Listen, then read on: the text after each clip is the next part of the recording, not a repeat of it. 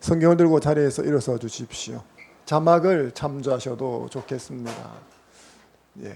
함께 읽겠습니다. 시작. 다윗이 궤를 옮겨 가 있는 다윗성으로 메어 드리지 못하고 그 대신 가드 사람 오벳 에돔의 집으로 메어 가니라.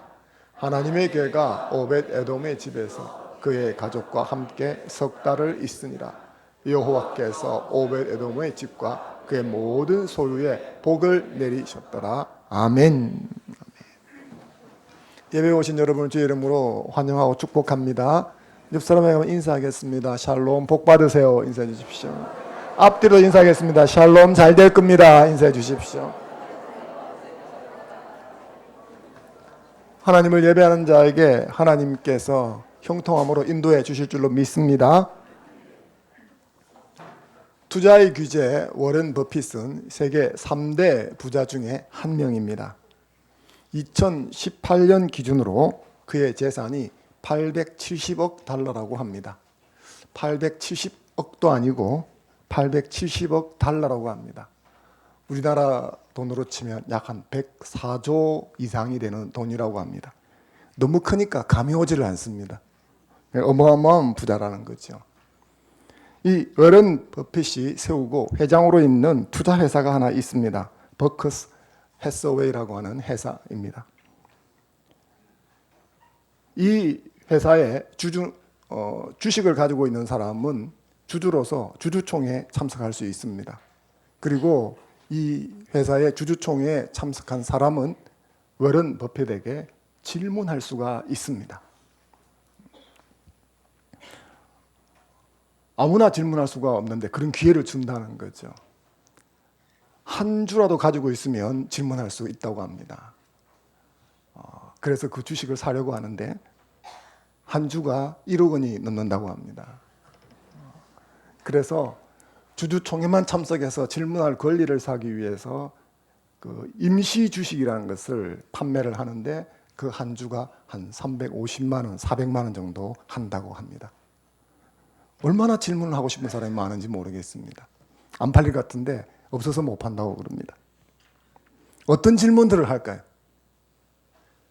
그 주주총회에 참석해서 질문한 사람들의 이야기들이 있는데 보면 어린이로부터 어른들에 이르기까지 다양한 사람들이 질문을 합니다. 다양한 질문이 있지만 제일 많은 질문의 카테고리를 하나 정해보면 돈 버는 비결입니다. 어떻게 해야 돈을 많이 벌 수 있나요? 이 질문이 미사여구를 사용하느냐 아니면 그냥 원색적으로 묻느냐 차이만 있을 뿐이지 제일 많다고 합니다. 그런데 워렌 버핏만 그런 게 아니라 사회적으로 성공을 거둔 사람들의 대부분이 이런 질문을 많이 받곤 합니다. 성공 비결이 뭡니까? 이걸 또 원색적으로 말하면 어떻게 하면 그렇게 돈을 많이 벌 수 있습니까? 그렇게 될 수 있는 거죠. 여하튼 이렇게 질문을 받는 사람들이 있습니다. 오늘 이곳에서 예배드리는 여러분들은 이런 질문을 하는 사람이 아니라 이 질문을 받는 사람이 되기를 바랍니다. 가망성이 없어 보입니까?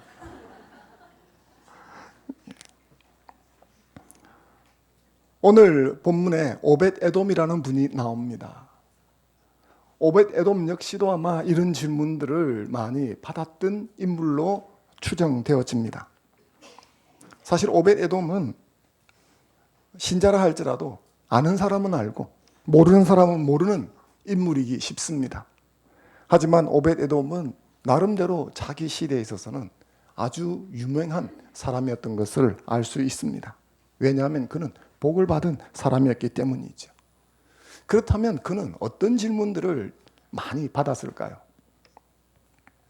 크게 두 가지 카테고리로 나누어 볼 수가 있는데 첫 번째는 어떤 복을 받으셨습니까? 이런 질문을 많이 받았을 거예요. 두 번째는 어떻게 하면 그런 복을 받을 수 있나요? 이런 질문을 받았을 것으로 생각이 되어집니다. 그래서 오늘 주어진 본문 말씀을 통해서 이 두 가지 질문으로 하나님의 은혜를 함께 나누려고 합니다. 첫 번째 질문이 뭐였습니까? 어떤 복을 받으셨나요? 자, 14절 말씀을 같이 다시 한번 읽어보겠습니다. 14절 시작. 하나님의 교회가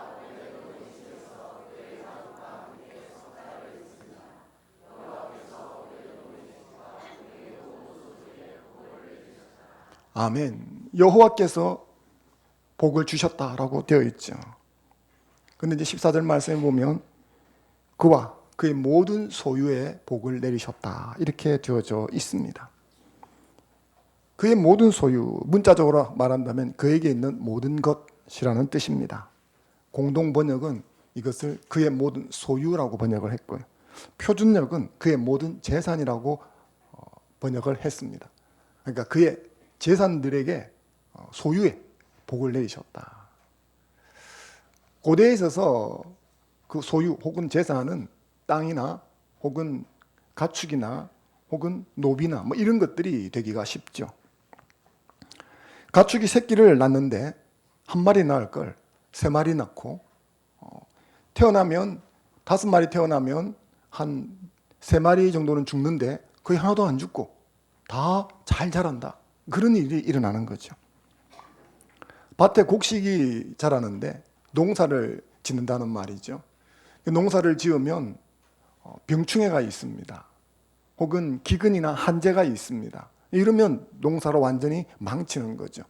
근데 이건 예측할 수가 없는 건데 이런 일들이 발생하지 않아서 소출이 남들보다 훨씬 많아진다는 겁니다.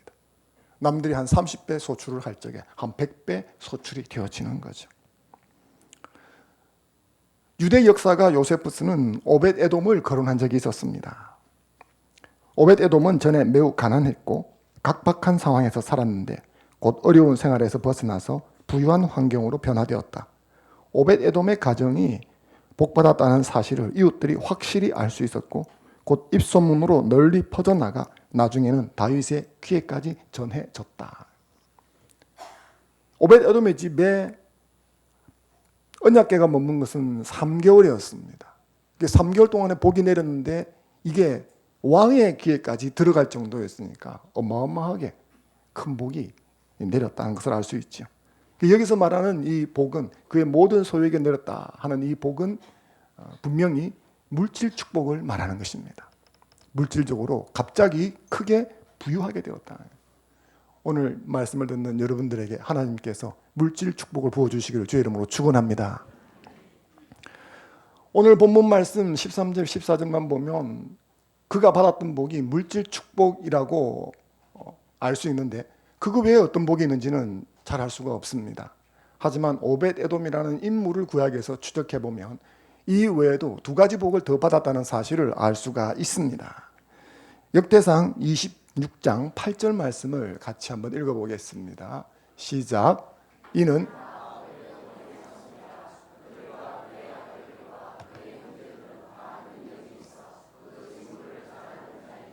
오벳 에돔에게서 난 자가 62명이며 오벳 에돔에게서 난 자가 62명이라는 것은 아들만 62이다 그 말이 아니고요.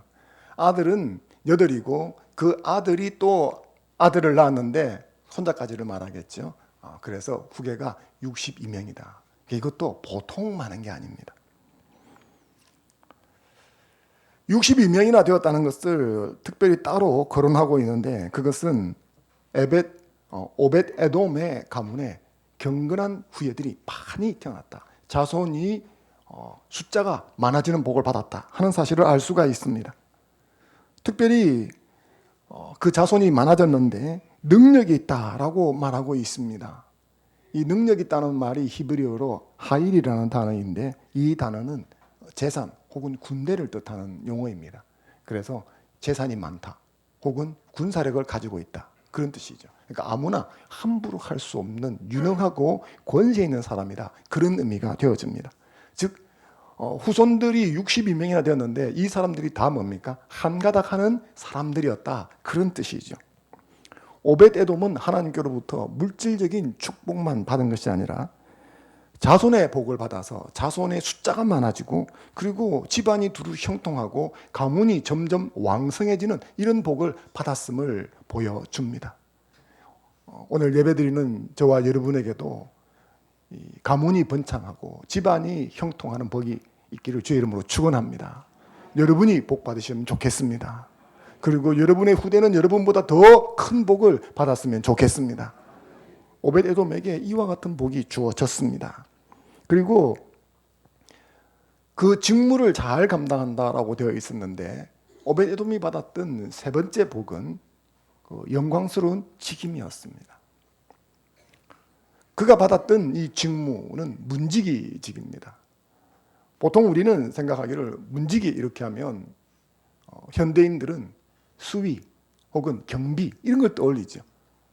그러니 우리 아버지가 수입니다. 이거 밝히기 조금 부끄러워서 숨길지언정 자랑스럽게 우리 아버지는 영광스러운 문직입니다. 이렇게 말하기는 조금 어렵지 않습니까? 하지만 다윗 시대의 유대 상황에서는 이스라엘 상황에서는 달랐습니다. 성전의 문지기는 특별한 직책이었습니다. 거룩을 수호하는 중요한 직임이었습니다. 성전에 들어오는 통로를 지키고 바깥문을 열고 닫고 출입자를 검색해서 합당치 못한 사람은 출입을 금지시키고 들어온 사람들을 안내해주는 아주 중요한 직책이었습니다. 그래서 이 직책을 가진 사람에게는 국가에서 면세 혜택을 주고 병역 면제를 시켜주었습니다. 그러니까 이게 아주 중요한 직분이죠. 이 문지기직의 중요성을 알고 강조를 했던 인물이 다윗이었습니다. 그래서 성전의 문지기직을 강화하면서 4,000명이나 되는 인원을 문지기로 발탁을 하게 되어집니다. 이것은 문지기직이 얼마나 중요한가 하는 것을 보여주는 것이죠. 오벳에돔은 이 문지기 역할을 감당했던 사람이었습니다. 그런데 오벳에돔뿐만 아니라 그의 아들들과 그의 손자들, 그의 후손들도 이 문지기직의 부름을 받았습니다. 다윗은 이 문지기직의 중요성을 알고 강화하면서 모든 문지기를 모두 24개 조로 나누었습니다. 그리고 각각의 조장을 세웠습니다. 조장이 제일 막강한 권한이 있겠죠. 이 24개 가운데에서 오벳에돔 가문이 13개의 조를 가지고 갑니다. 조장을 13개나 가져가는 것이죠. 과반수가 훨씬 넘습니다. 다시 말한다면 오벳에돔 가문이 이 문지기 직임의 중추적이고 핵심적인 세력이었다 하는 사실을 알 수가 있습니다. 하나님의 거룩을 수호하는 영광스러운 직임에 이 오벳에돔 가문이 중추적인 역할을 하도록 부름받았습니다. 이게 축복인 것이죠. 하나님의 일에 부름받고 쓰임받는 그런 영광을 얻은 것입니다. 저는 오늘 말씀을 듣는 여러분들의 삶에 그리고 가정에 하나님께서 물질의 복을 부어주시기를 바랍니다. 뿐만 아니라 여러분들의 후손으로 가면서 더욱더 번창하고 형통하기를 바랍니다. 하지만 더 중요한 여러분과 여러분의 후대가 하나님께 쓰임받는 자가 되기를 주의 이름으로 축원합니다. 오벳에돔이 이런 복을 받은 것입니다. 자손이 번창한 것은 3개월 만에 결판 나는 것은 아니죠. 그래서 이것은 오벳에돔이 나이가 지긋해서 될 때까지 쭉 이어진 것입니다. 3개월 복 주시고 끝난 게 아니고 3개월에 화끈하게 복이 내려지는데 이때로부터 오벳에돔 가문의 복이 쭉 이어지고 있다는 거예요. 여러분의 삶에도 하나님이 그 하루 복을 주시고 30년 기근 그런 것이 아니라 계속적으로 하나님이 복을 부어주셨으면 좋겠습니다. 그러니까 오벳에돔이 유명해지는 거죠. 그래서 오벳에돔에게 두 번째 질문이 들어가는 겁니다. 그렇게 복 받는 비결이 뭐냐? 나도 그런 복을 받고 싶으니 이런 질문이 나오는 거죠. 그래서 많은 사람들이 오벳에돔을 부러워하면서 그 비결을 물었을 것입니다. 그때 오벳에돔은 뭐라고 대답했을까요? 워런 버핏에게는 많은 사람이 돈 버는 비결에 대해서 물었습니다. A 강연에 갔을 때도 그래 물었습니다. 워런 버핏과 식사를 하면서도 사람들이 묻습니다. 그래서 워런 버핏이 대답을 하죠. 그걸 묶은 것이 어록에 있습니다. 워런 버핏이 알려주는 돈 버는 비결 12가지. 워런 버핏이 알려주는 돈 버는 비결 18가지 계명. 자리마다 조금씩 다릅니다. 근데 이제 그런 것들을 막 금과 옥자처럼 이야기를 합니다. 워런 버핏이 알려주는 돈 버는 10가지 원칙. 뭐 이런 것들이 있습니다. 오베데돔 역시도 이런 질문을 받았을 때 하나님의 복을 받는 몇 가지 원칙, 비결 이런 것을 이야기했을까요? 제가 이 부분을 묵상을 하면서 그렇지 않았을 것이다 라는 결론에 도달을 했습니다. 오벳에돔이라면 어떻게 답을 했을까? 저는 오벳에돔이라면 이렇게 답을 했다고 생각을 합니다. 저는 복을 받는 비결이 뭔지 정확히는 잘 알지 못합니다. 하지만 이렇게 복을 받고 나니까 제게 깨닫는 바는 있습니다. 오베데돔이 자신의 입으로 이런 말을 한 적은 없지만 저는 이것이 이 성경 본문의 문맥에 어울린다고 생각합니다. 이 본문의 문맥은 오벳에돔이 어떤 복을 받았기에 나도 그 복을 받으려면 어떻게 해야 하는가 하는 것을 가르치는 문맥이 아닙니다. 이 문맥은 복받은 오벳에돔을 통해서 어떤 메시지를 주려고 하느냐, 거기에 핵심이 있는 것입니다. 그러므로 복을 받기 위해서 뭘 한다는 것이 아니라 복을 받고 난 다음에 뭘 깨달았다는 데 방점이 있는 것이죠. 성령께서는 그것을 우리에게 전달해 주고 싶어 하십니다. 오벳에돔이 복을 받고 깨달은 사실이 뭘까요? 저는 그것이 두 가지라고 생각합니다. 그 첫 번째는 하나님은 좋으신 분이라는 겁니다. 자, 한번 따라해 보겠습니다. 좋으신 하나님. 여러분, 하나님이 좋으신 분이라고 생각하십니까? 예. 좋으신 하나님으로 고백하는 분은 복받은 줄로 믿습니다.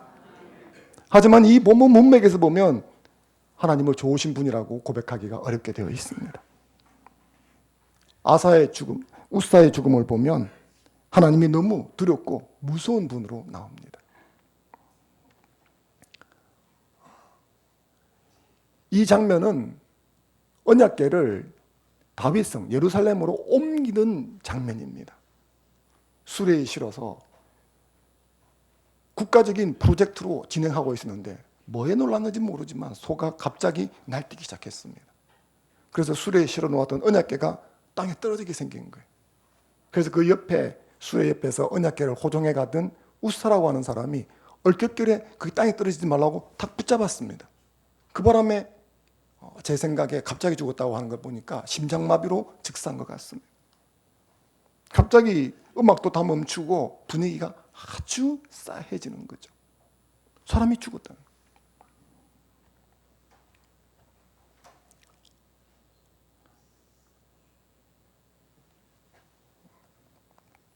그래서 다윗조차 이 법궤를 자신의 다윗성 예루살렘으로 옮겨가는 것이 꺼림칙해 버렸습니다. 하나님이 좋으신 분이라는 사실을 믿는다면 그게 왜 끔찍하겠습니까? 근데 눈앞에서 사람이 죽어버렸습니다. 그래서 프로젝트는 중지되고 언약궤는 갈 바를 잃게 되었습니다. 하지만 하나님은 벌 주기 좋아하시는 분이 아니라 복 주기 원하시는 분이십니다. 오벳에돔의 집에 얼마나 머물렀습니까? 3개월밖에 안 머물렀습니다. 근데 그 3개월 동안에 복의 복을 부어주시는 거죠. 그게 하나님이 복 주기 원하는 분이라는 것을 입증해 주는 것입니다. 마태복음 7장 11절 말씀을 같이 한번 읽어보겠습니다. 시작. 너희가 악한 자라도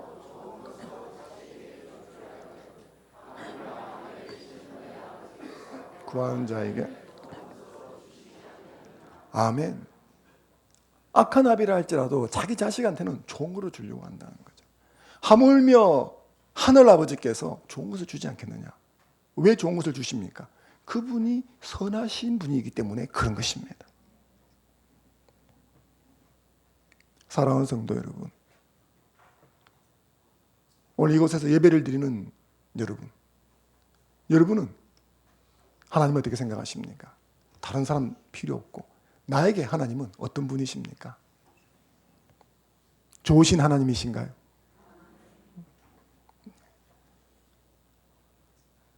세상의 대부분의 부모들은 아이가 미워서 야단치지 않습니다. 아닐 때도 있지만 대부분은 뭐죠? 잘 되라고 야단을 치고 혼내는 겁니다. 근데 아이 입장에서는 어떻습니까? 엄마 아빠가 나를 미워한다. 이렇게 오해할 수 있는 거죠. 이와 같은 상황이 발생되어지면 좋으신 하나님이 흔들리는 거죠. 무섭고 두려운 분으로.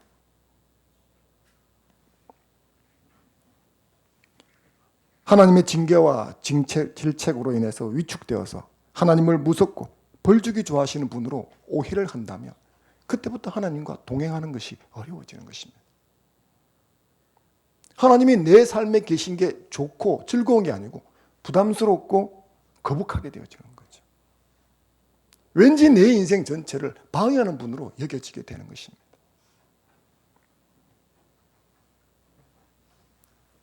따라서 우리는 하나님에 대해서 어떤 개념을 가지고 있는가 하는 것이 참으로 중요합니다.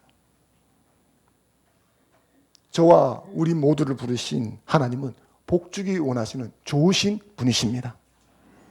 하나님은 우리를 불러 복주기 원하는 분이십니다.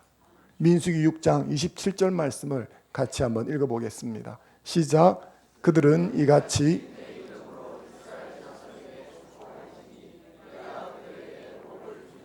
아멘. 하나님이 복주기 원하십니다. 제가 예배를 마칠 때마다 축복기도 하는 말씀이 바로 이것이죠. 모세가 이렇게 했으면 좋겠다 해서 만든 게 아닙니다.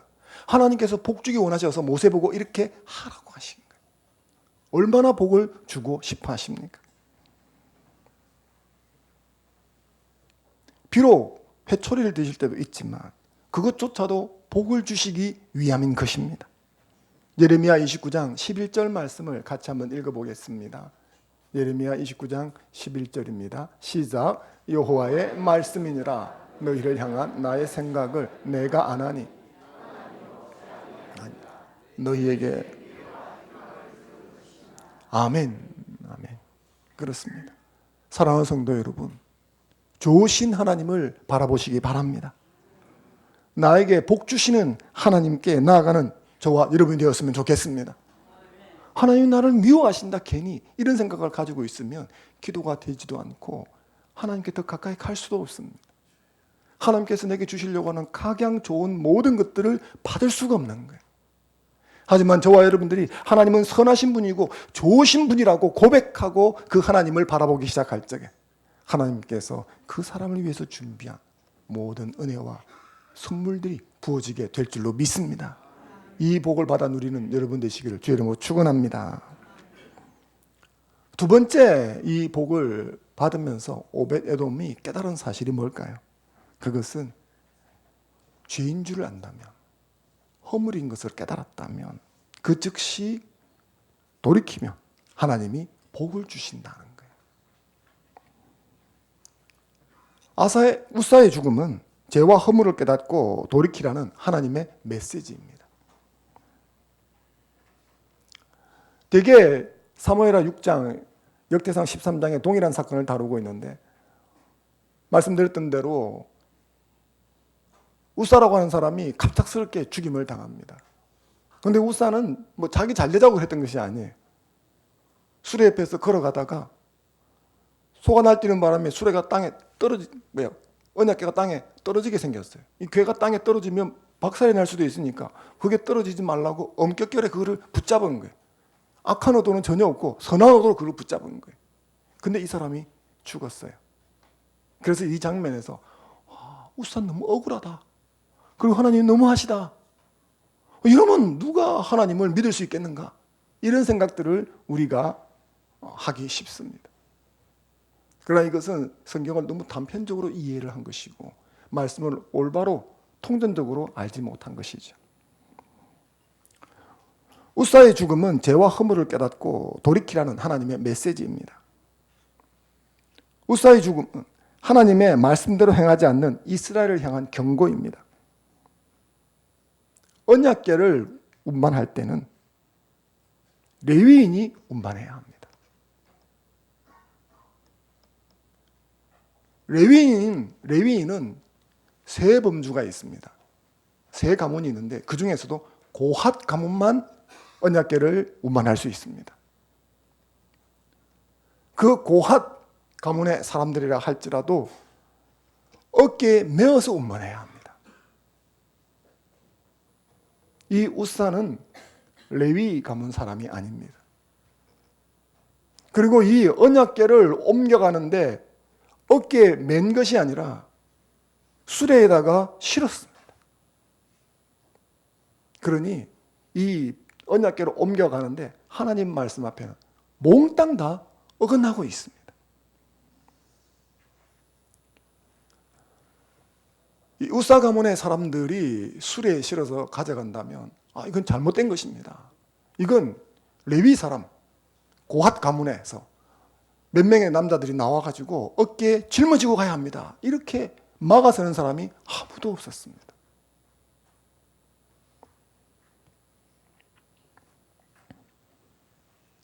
온통 말씀을 어기고 자기 소견에 옳은 대로 행하고 있는데 아무도 이게 잘못되었습니다라고 말하지 않으니까 하나님께서 직접 멈춰 세우시는 것입니다. 그냥 멈춰서지 않으니까 우사의 죽음이라고 하는 극약 처방으로 멈춰 세운 것입니다. 하나님의 일을 한다는 대명분으로 제 소견에 옳은 대로 하는 것, 정말 우리가 범하기 쉬운 죄이지만 잘 알지 못하고 멈추기 어려운 부분입니다. 하지만 하나님께서는 이 죽음을 통해서 하나님의 일을 하나님의 방법대로, 하나님의 말씀대로 해야 한다고 가르치시는 거죠.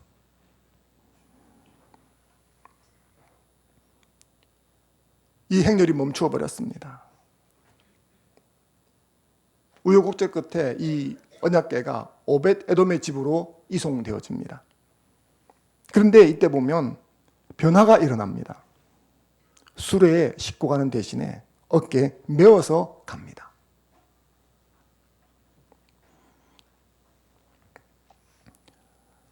이 변화는 이 사건을 돌아보면서 원인이 무엇인가를 살펴보고 발견해 내었다는 겁니다. 그래서 시정을 한 것이죠. 언약궤를 고핫 가문의 사람들 중에서 누군가가 어깨에 메고 옮겨야 되는데 엉뚱한 사람들이 수레에다가 실어가지고 옮기니까 하나님이 진노하셨구나. 이걸 고치자. 이 오벳 에돔은 고핫 가문의 사람입니다. 그리고 그 가문의 사람들이 어깨에 메고 자신의 집으로 들어간 것이죠. 그러자 하나님께서 옳다구나 하고 복을 내려주기 시작하십니다.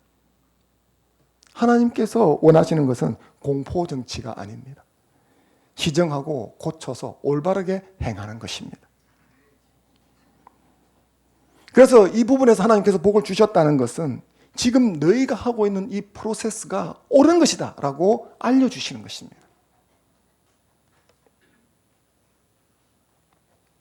우리는 사람이기에 연약성으로 인해서 죄를 지을 수가 있습니다. 그래서 죄를 짓는 사람을 보면 일견 이해가 되어집니다. 하지만 그렇다고 해서 죄가 정당화되는 것은 아니죠. 그렇기에 죄를 짓고 난 뒤처리, 죄를 짓고 난 이후의 태도가 정말 중요한 것입니다. 죄를 짓고도 그것을 고치려고 몸부림치지 않고 그냥 배째라 이런 태도로 나아가는 것은 감당하기 어려운 태도입니다. 죄를 짓고도 무슨 잘못을 지었는지 도무지 모르고 또한 그것을 알려고도 하지 않는 태도는 정말 최악이라 할 수 있습니다. 하지만 비록 말씀에 순종하지 못하고 죄를 지었다 할지라도 그것이 죄인 줄 깨닫는 순간 즉각 돌이키고 회개하고 수정할 때 이것이 하나님을 기쁘시게 하는 것입니다. 그리고 그것을 하나님이 원하시는 것입니다. 우리에게 100% 아무런 죄를 짓지 않기를 원하시는 것이 아닙니다.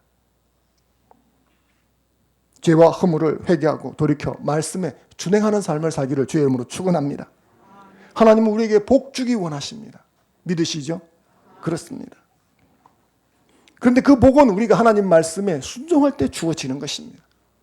혹시 이것을 오해를 하면 100%다 맞아야만 완벽해야 복을 받는다고 생각할 수 있습니다. 그런 게 아닙니다. 설령 우리가 실수해서 허물이 있고 죄를 지었다 할지라도 돌이키기만 하면 하나님께서 복을 주시는 줄로 믿습니다. 그러므로 말씀에 대한 불순종은 내 발로 내 벅을 걷어차는 것입니다. 이게 어리석은 행위지 않습니까? 아버지가 맹구에게 아무 말 없이 병아리를 한 마리 주었습니다. 그런데 이 병아리는 자라서 닭이 되어지면 아침마다 달걀 모양의 황금을 낳는 신기한 병아리였습니다. 여러분에게도 한 마리씩 드릴까요? 아버지는 맹한 맹구가 앞으로 어떻게 살아갈까 걱정이 되어 이 신기한 병아리를 선물했습니다.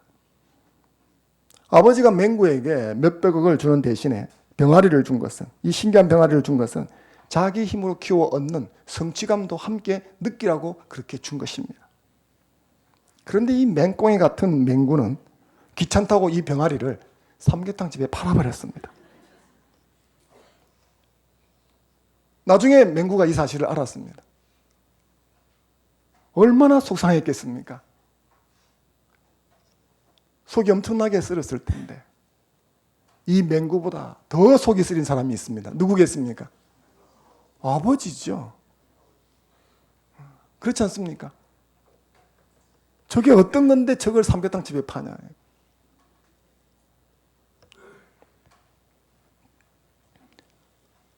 복을 걷어차는 우리를 보는 하나님의 심정이 그럴 것이라고 생각합니다. 우리가 말씀에 불순종할 적에 하나님께서는 이 복을 걷어차고 있다고 마음이 무너져 내리시는 겁니다. 하지만 우리가 그 불순종에서 즉각 돌이키고 회개하고 하나님을 찾는 태도로 삶을 나아가기 시작할 적에 하나님께서 기뻐하시는 겁니다. 역대하 7장 14절 말씀을 같이 한번 읽어보겠습니다. 시작. 내 이름으로 일컫는 내 백성이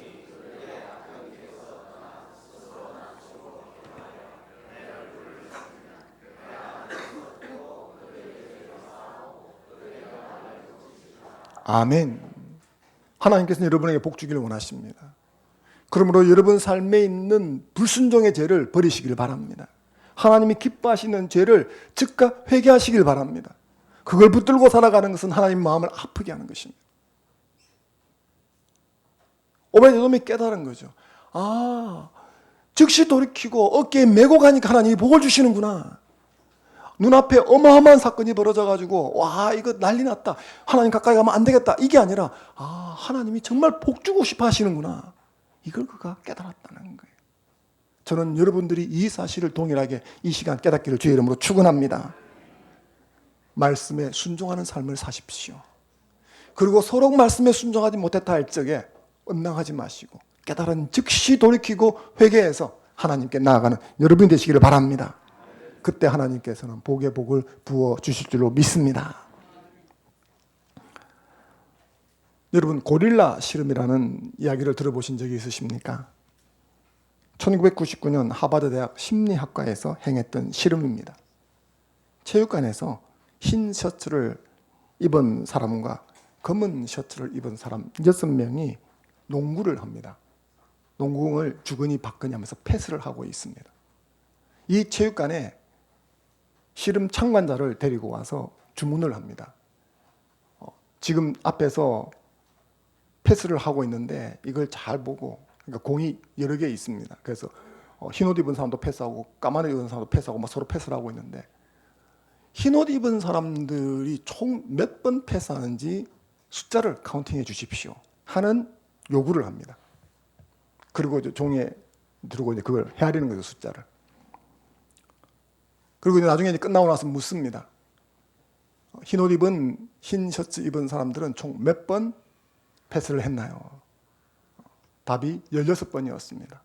16번 했습니다. 이 정답을 맞추었을 때 갑자기 돌발 퀴즈가 나갑니다.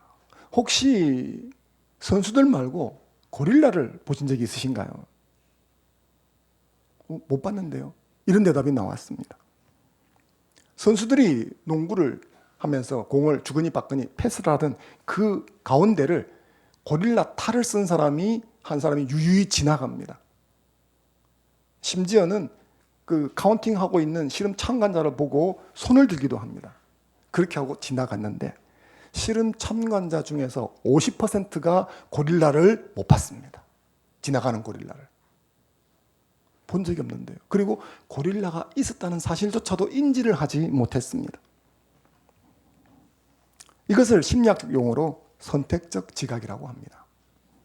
외부 정보를 객관적으로 받아들이는 대신 기존 인지 체계와 일치하거나 자기에게 유리한 것만 선택적으로 받아들인다는 겁니다.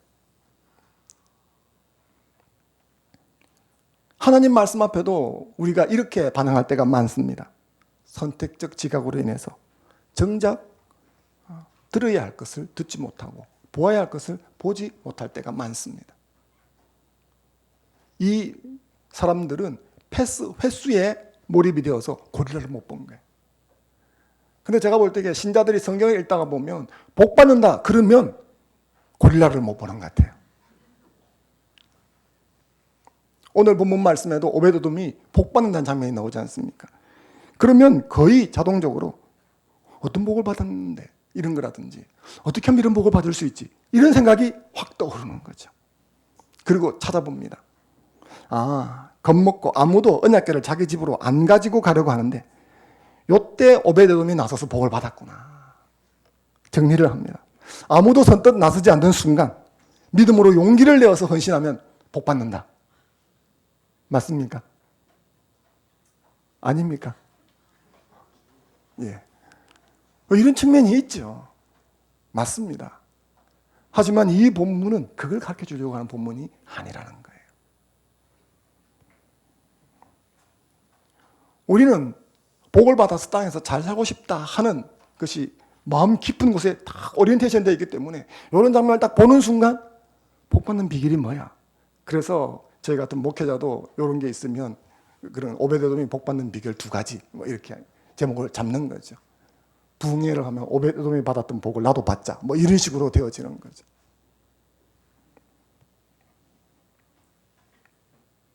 하지만 정말 보아야 될 것은 그게 아닙니다. 하나님께서 오베데돔에게 복을 주시면서 당신이 어떤 분인가를 보여주고자 하는 것입니다. 나는 너에게 복을 주기 원하는 좋은 하나님이라고 하나님이 말씀하십니다. 그 하나님을 바라보는 여러분 되시면 좋겠습니다. 그리고 잘못했을 때는 즉시 뉘우치고 말씀에 순종하면 다시 복을 부어주시는 분이라는 것을 보기를 원하시는 것입니다. 사랑하는 화평성도 여러분, 하나님의 말씀이 보여주고자 하는 것을 보고 듣는 저와 여러분이 되면 좋겠습니다. 에스겔서 20장 11절 말씀을 같이 한번 읽겠습니다. 시작. 사람이 준행하면 그로 말미암아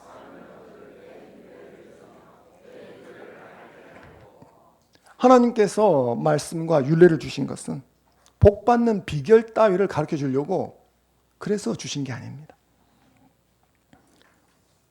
또 혼구멍을 내고 벌을 주기 위해서 올무나 덫으로 주신 것은 더더군다나 아닙니다. 하나님께서 말씀과 율례를 주신 것은 하나님과 더불어 영생을 누리고 함께 살기를 원하셔서 주신 줄로 믿습니다. 하나님의 말씀과 행사에는 당신의 백성을 향한 하나님의 사랑의 마음이 가득 들어있는 것입니다. 그렇게 우리는 복이 아니라 복을 주시는 하나님을 바라봐야 될 줄로 믿습니다. 그리고 복 받는 비결에 집중할 것이 아니라 복 주기 원하시는 하나님의 마음에 집중하는 저와 여러분이 되셨으면 좋겠습니다. 사랑하는 성도 여러분, 혹시 지금 여러분의 마음과 삶에 하나님의 말씀에 하나님의 마음에 위배되는 요소를 가지고 있지는 않습니까? 그렇다면 그것을 즉각 버리시기를 바랍니다. 그게 하나님의 마음을 아프시게 하는 거예요. 그걸 버려버리고 주님 제가 여기 왔습니다 할 적에 하나님의 마음이 기쁨이 솟아나는 거예요. 그 하나님을 기쁘시게 할 적에 내가 원하지 않아도 하나님께서 알아서 복의 복을 부어주실 줄로 믿습니다. 이 복을 받아 누리는 저와 여러분 되기를 주의 이름으로 축원합니다. 함께 기도하겠습니다. 사랑이 많으신 아버지 하나님,